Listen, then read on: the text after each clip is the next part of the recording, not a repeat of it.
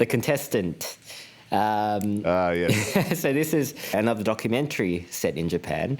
So this is a British documentary, though, directed by Claire Titley. It tells the story of Tomoaki Hamatsu, better known as Nasubi, as he starred in a 1998 Japanese reality TV show called Susunu Denpa Shonen. So in this show, he's challenged to stay alone, unclothed, in an apartment, and his only means of survival is to enter mail-in sweepstakes competitions through magazines to win prizes. So basically he has to win prizes to survive until he has won 1 million yen worth of prizes. Yeah. Yeah. Which is the equivalent of 8,000 USD. I actually knew about this story from a few years ago. You hadn't heard anything about the Nasubi story. I hadn't heard anything about this. Yeah. So there was a time where it was it was trending. I think Moist Critical Charlie first covered it, or I must have seen someone talk about this inhumane treatment of a contestant. And when I first watched it, it was just just people talking about Nasubi's story. I'm like, God damn, man, this guy went through some shit, and like, why didn't you like walk out, Yeah. And everyone was obviously saying like, the producers are evil. Like, they have got no fucking morals or anything. Which is true. Which is true. What I love about this documentary, Tavi, is that the producer is in the documentary. That's what I was going to say. Like Tsuchiya, he's in it. Yeah, he's like doing talking heads. You've never seen him in any of the YouTube videos, but in this one, that's the selling point for this movie is that you see him. He's in it. And very willingly in it as well. But he's just a bad person. He's not even a person, Tom. He's a demon. He's a demon. He just shows no remorse at all. And there's a bit where, like, near the end of the documentary where I think he thinks he's trying to be like a bit of a savior or a saint, but nah, man. Like, you know what you did.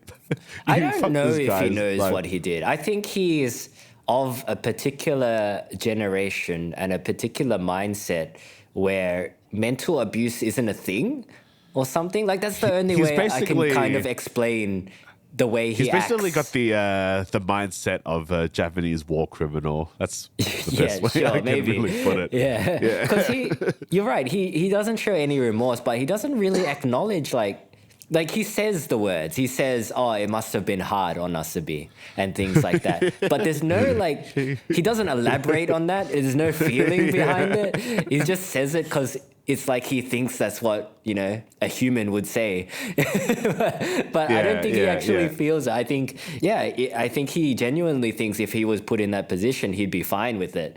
Like, I think to him, there's nothing wrong with that kind of situation.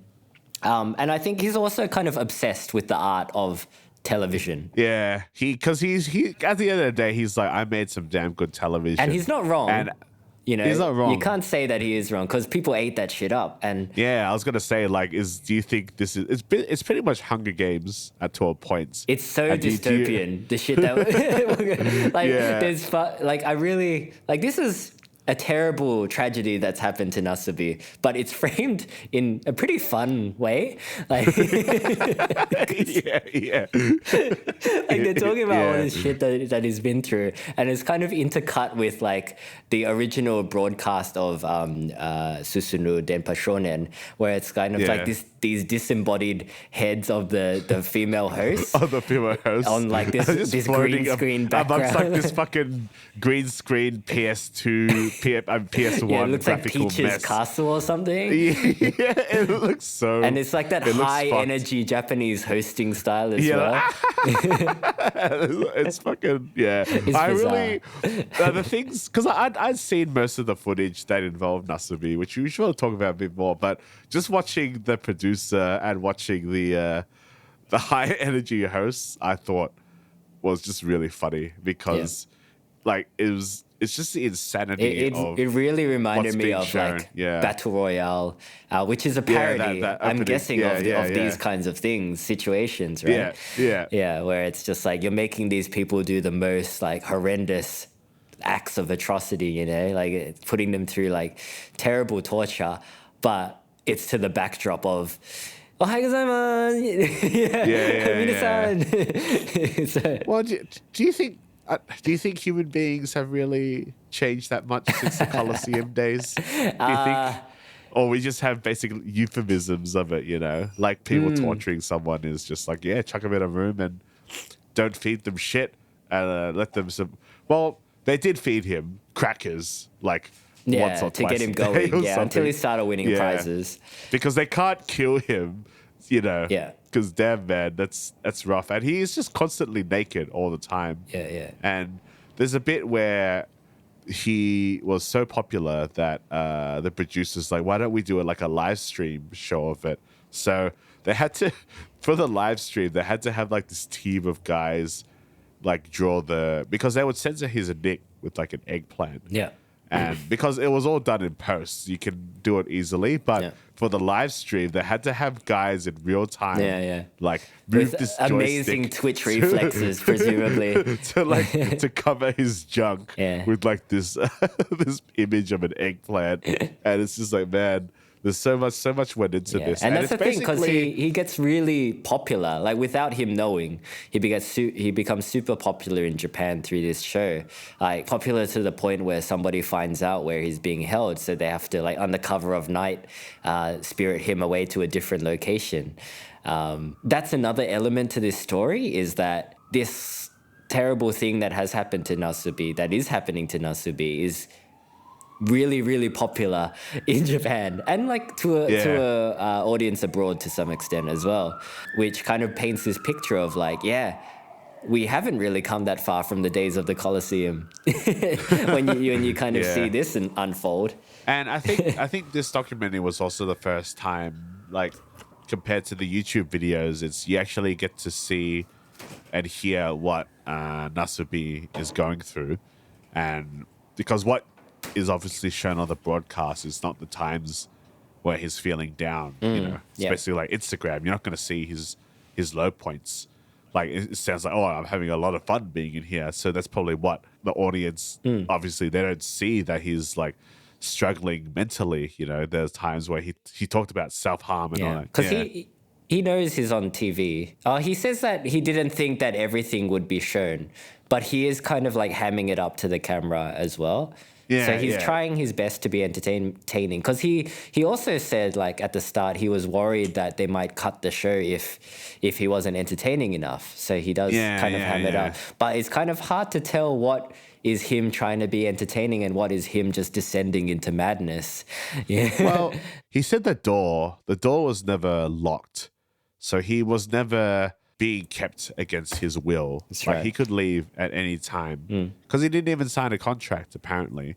So what do you think like kept him there? Like why do you think he was like, I'm gonna stay? Because he stays there for a year, like more than a year. Yeah. Like what do you reckon that mindset is? Yeah. Well, I think he was at the start. He's quite driven by wanting to be famous. Yeah, he's moved from his small hometown to Tokyo with the goal of from becoming Fukushima.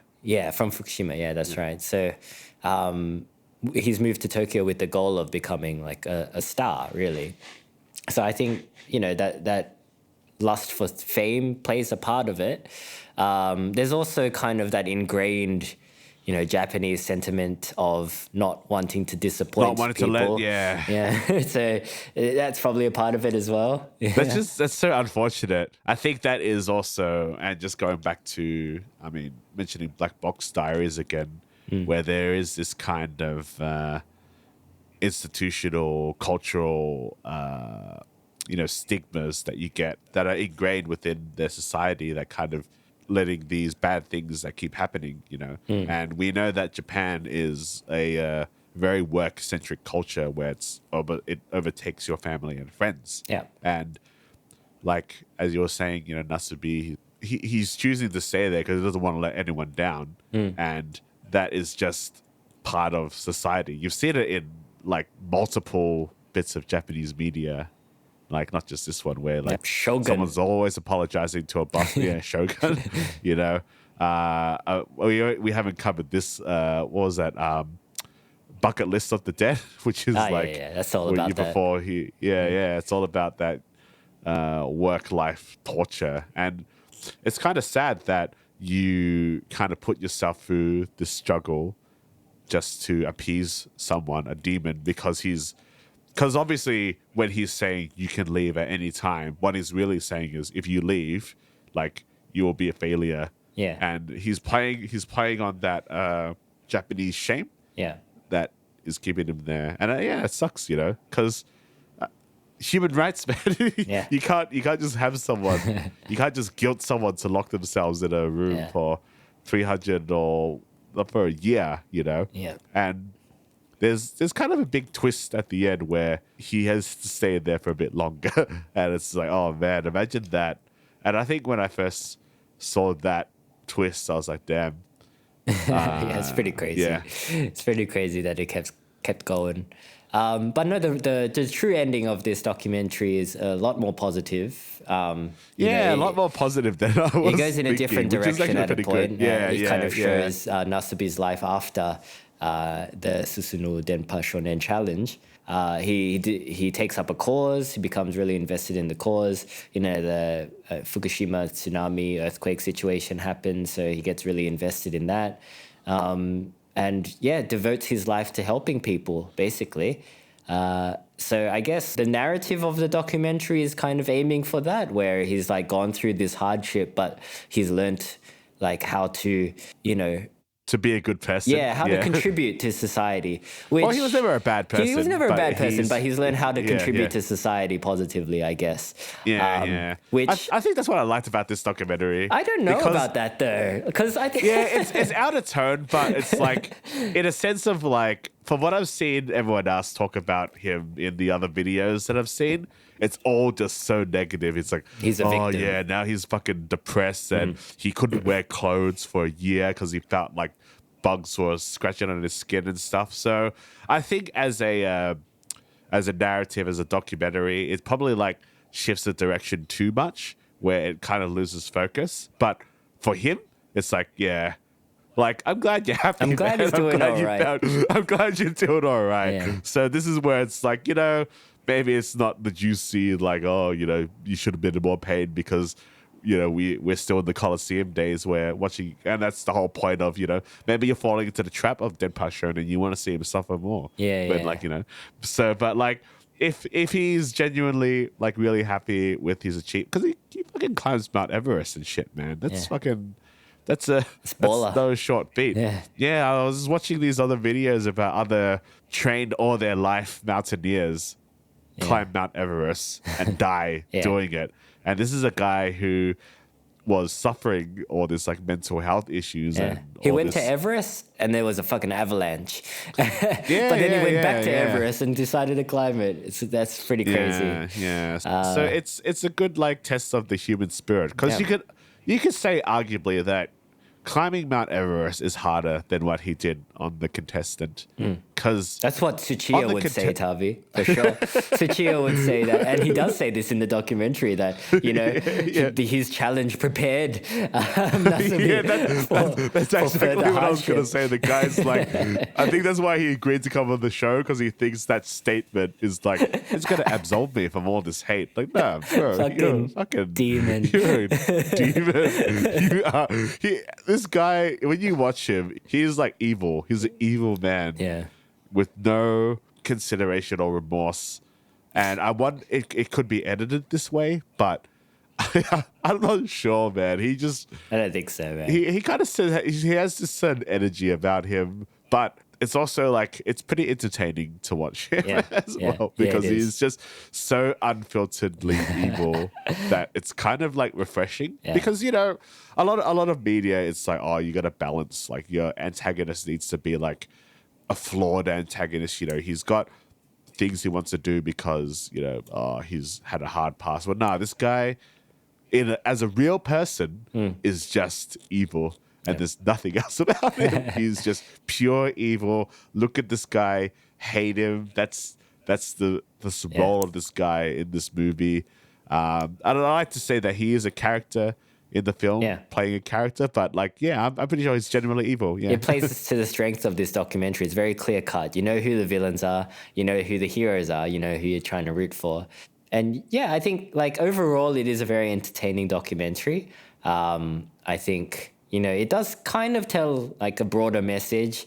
It doesn't fully commit, I think, to the whole idea of have we evolved that much, you know, situation. Yeah. But I think as a platform to tell Nasubi's story, it's pretty good. Yeah. And it's a pretty easy documentary to watch. Like, it's not the most well-made documentary. There's a bit but of English in it. Yeah. I know you had a problem with the narration of Nasubi's diaries Yeah, being read in English. Yeah, they had to be fair, they got a Japanese actor. That's Takahiro to do it. Hiratabi, Shogun's own Ishido himself, doing the Oh, really? narration. Yeah. There you go. I didn't know that. Yeah. Oh, yeah. Like, I mean, he did an alright job, but it was just kind of weird. I don't know. Because you've feel got like, Nasubi there. Why wouldn't you get Nasubi to read the excerpts himself? Yeah, exactly. Yeah. They dub over bits of the show as well, the Denpa Shonen show. And the narration is in English as well. So there's a lot of English in this if you're worried about subtitles, which you shouldn't be because, you know, it's a Japanese story. Just read, man. It's not that hard. But Like, did you enjoy it, Darby? Did you enjoy this film? Yeah, I mean, I enjoyed it. I think if you, for whatever reason, don't want to watch this movie, there's a lot of videos on YouTube. Yeah, it's a really interesting story. stories. I didn't know anything about this story going into the documentary, and I think the documentary itself paints enough of a picture for me to get it and be really interested in it. I'm not like seeking out any additional information because I think I think I got the broad strokes of it. Yeah. Yeah, I think the story is it carries the documentary, so it's a damn good story. Yeah, and it's available on Hulu, so you can watch it on Disney, That's presumably. Right. On Disney, in Australia. Yeah.